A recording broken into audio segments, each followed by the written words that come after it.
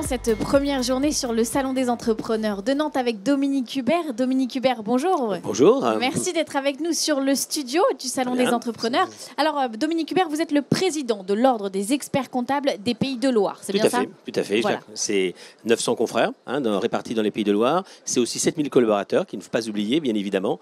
900 confrères, 7000 collaborateurs, un maillage territorial très important au sein de cette région, Pays de Loire, comme partout en France d'ailleurs. Alors, quand on dit expert comptable aujourd'hui, automatiquement, on pense un peu à l'actualité, au prélèvement à la source, forcément. Prélèvement à la source qui suscite presque autant de curiosité que de crainte, non? Voilà, tout à fait. On peut avoir ces deux mots-là à l'esprit. La curiosité, comment ça va se passer, et puis peut-être la crainte toujours de se dire, est-ce que ça va bien se passer? Même notre président de la République a été à un moment donné un petit peu dans l'interrogation par rapport à tout cela.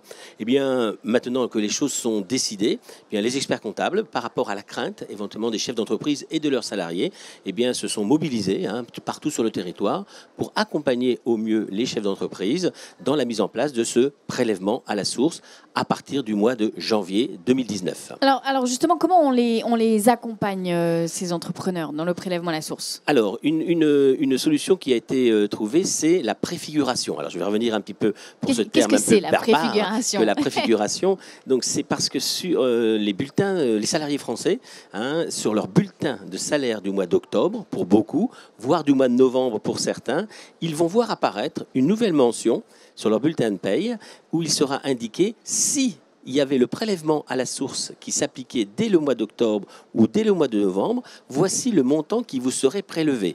On a voulu, en lien avec les éditeurs de logiciels, préfigurer ce montant pour se donner 3 mois de préparation psychologique, c'est le mot qu'il faut utiliser, et pédagogique surtout. Là, on est en pleine pédagogie, aussi bien auprès des chefs d'entreprise qu'auprès des salariés des entreprises. Donc là, vous êtes en train de nous dire que n'importe quel salarié en France, s'il prend sa feuille de paie du mois d'octobre, par exemple, il peut voir de quel montant il sera prélevé. Alors, ce n'est pas encore complètement généralisé. Certains, la plupart des experts comptables l'ont fait, puisque les experts comptables font des millions de payes chaque mois pour les salariés de leurs clients, donc la plupart ont préfiguré. Dans les entreprises, ça se met rapidement en place aussi. Je pense que si ce n'est pas octobre, ce sera novembre, voire décembre. Mais en tout cas, anticiper, vous savez que gérer, c'est anticiper 3 fois, comme on le dit souvent. Donc, c'est ce que nous avons choisi comme méthodologie. Et puis, bien, nous serons bien évidemment au contact des chefs d'entreprise dans cet aspect pédagogique. Et comment vous les accompagnez autrement que par la préfiguration?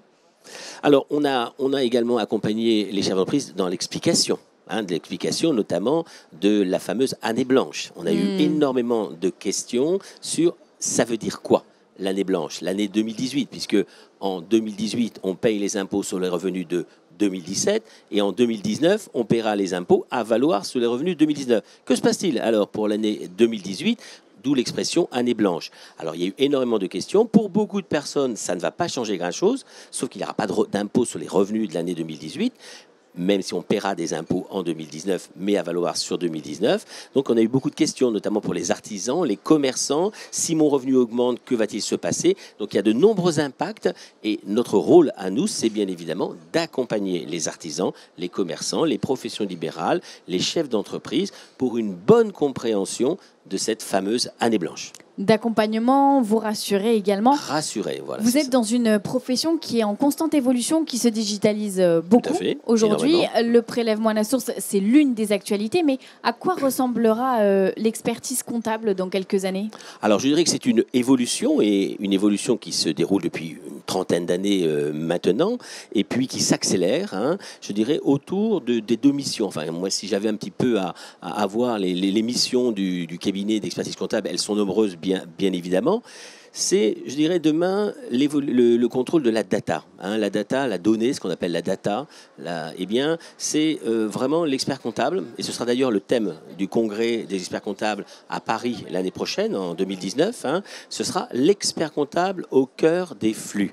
J'aime bien cette expression parce que l'expert comptable, pour son client, il va récupérer de la donnée, il va traiter, analyser, transformer la donnée et surtout restituer la donnée à son client. Cet aspect-là qui est nouveau.